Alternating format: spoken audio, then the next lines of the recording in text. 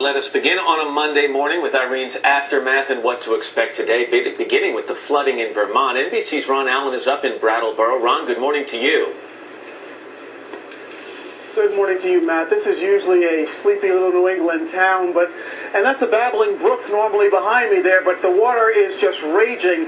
It's a good example of what's been happening across the state. State officials have said the flooding is absolutely epic, and they're still trying to get their arms around exactly what's happened here. By one count, there are more than 250 roads that have been blocked.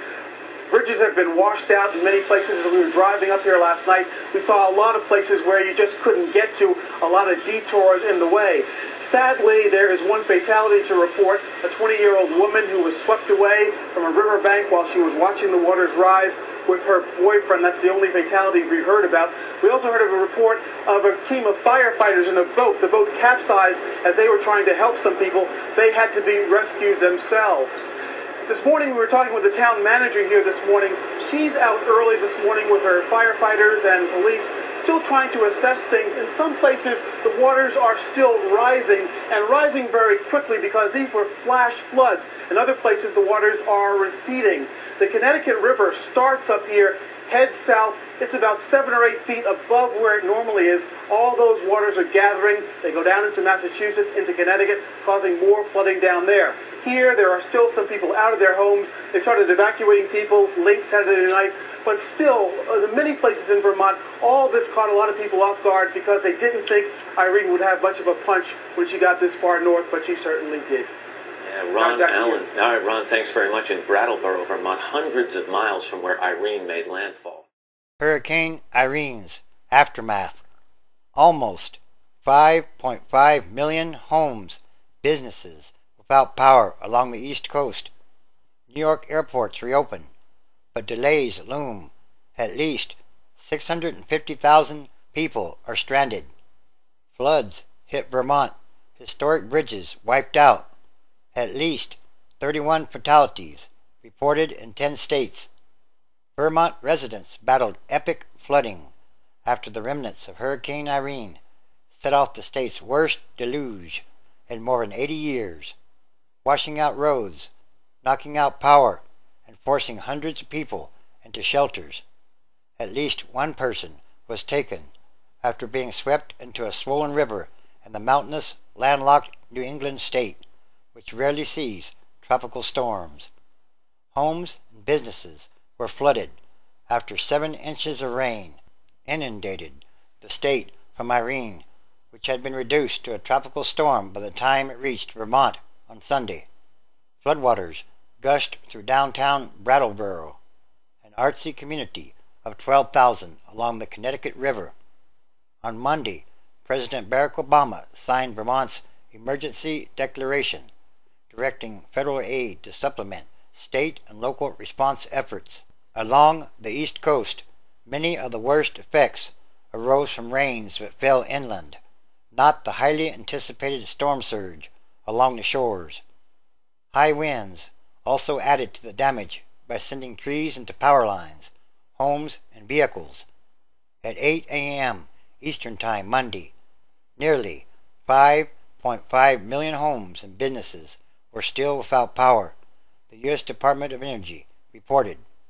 Hardest hit were New York State, with 938,000, 12% of all customers. Connecticut, with 693,000, 44%. New Jersey, with 693,000, 20%. Virginia, with 615,000, 19%. And, among others, Rhode Island saw 64% of its customers, 274,000 homes and businesses, without power. During the course of Irene, 7.4 million customers lost power, nearly double the outages from the last hurricane to make landfall in the United States in 2008. In Vermont, even though the sun was out on Monday, officials worried that more damage could still be done. The bigger rivers haven't crested yet because the smaller brooks feed into them, said the governor. It means more flooding. We continue to be challenged here.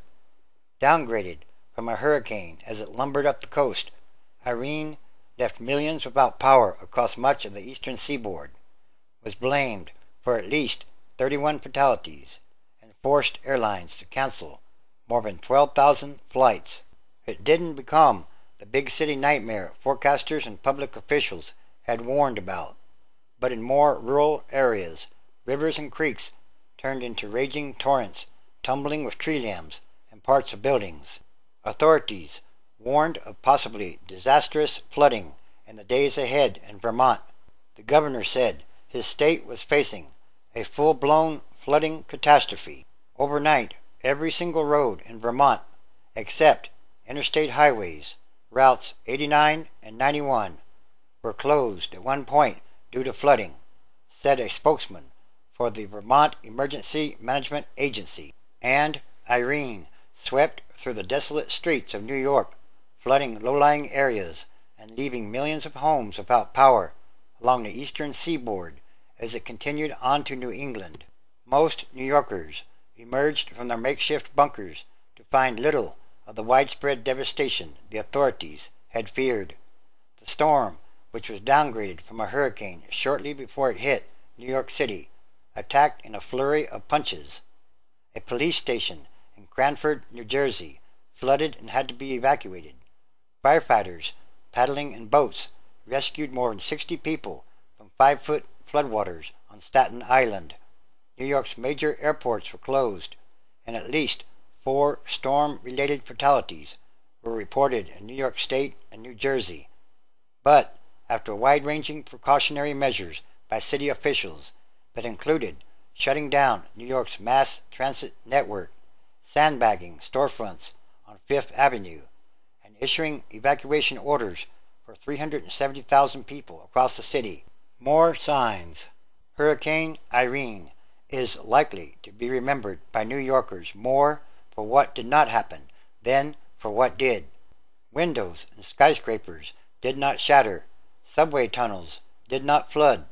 Power was not shut off preemptively. The water grid did not burst, and the rivers flanking Manhattan did not overrun their banks. Still, when the center of the storm arrived over New York City, approximately 9 a.m., winds had reached 65 miles per hour, making Irene the largest storm to hit the city in more than 25 years, even as the bulk of the storm's power was reserved for the suburbs. All in all, we are in pretty good shape because of the exhaustive steps I think we took to prepare for whatever came our way, Mayor Michael R. Bloomberg said at a news conference. Yes, Hurricane Irene was a warning, just like the earthquake that came before it. New York City is being reserved for something else, something much bigger. And all these are more signs of the end times, transition days, which is a time of extraordinary changes, happenings, and events. Everything is connected, and everything is numbered. It's also called fate or destiny, because it's about what kind of world are we leaving to the future generations. Matthew chapter 24, verse 19. And warn to them that are with child, and to them that give nurse in those days. 20. But pray ye that your flight be not in the winter, neither on the Sabbath day. 21. For then shall be great tribulation, such as was not since the beginning of the world to this time, no, nor ever shall be. 22. And except those days should be shortened, there should no flesh be saved, but for the elect's sake those days shall be shortened. Revelation chapter 10, verse 5. And the angel which I saw stand upon the sea and upon the earth lifted up his hand to heaven. 6. And swore by him that lives forever and ever, who created heaven and the things that therein are, and the earth and the things that therein are, and the sea and the things which are therein, that there should be time no longer. 7. But in the days of the voice of the 7th angel, when he shall begin to sound, the mystery of God should be finished, as he has declared to his servants the prophets. It's time for all prophecy to be fulfilled, and the time is right now. It's happening. Right now is the time for the book of Revelation, chapter 17 and chapter 18 to be fulfilled. Revelation, chapter 17, verse 15. And he said unto me, the waters which thou saw, where the whore stands, are peoples, and multitudes, and nationalities, and languages. 16. And the 10 horns which thou saw upon the beast, these shall hate the whore, and shall make her desolate and naked, and shall eat her flesh, and burn her with fire. 17. For God has put it in their hearts to fulfill his will, and to agree, and give their kingdom unto the beast, until the words of God shall be fulfilled. 18. And the woman which thou saw is that great city which reigns over the leaders and rulers of the earth. Chapter 18. And after these things I saw another angel come down from heaven, having great power, and the earth was lightened with his glory. 2. And he cried mightily with a strong voice, saying, Babylon the great is fallen, and is become the habitation of devils, and the hold of every foul spirit, and a cage of every unclean and hateful bird. 3. For all nations have drunk of the wine of the wrath of her fornication, and the rulers and leaders of the earth have committed fornication with her, and the merchants of the earth are waxed rich through the abundance of her delicacies and luxuries. 4. And I heard another voice from heaven, saying, Come out of her, my people, that ye be not partakers of her sins, and that ye receive not of her plagues. 5. For her sins have reached unto heaven, and God has remembered her iniquities. 6. Reward her even as she rewarded you, and double unto her double, according to her works. In the cup which she has filled, fill to her double. Yes, again, it's time for all prophecy to be fulfilled. And this is what I see, think, and feel. Remember, there is a spiritual part or side to everything.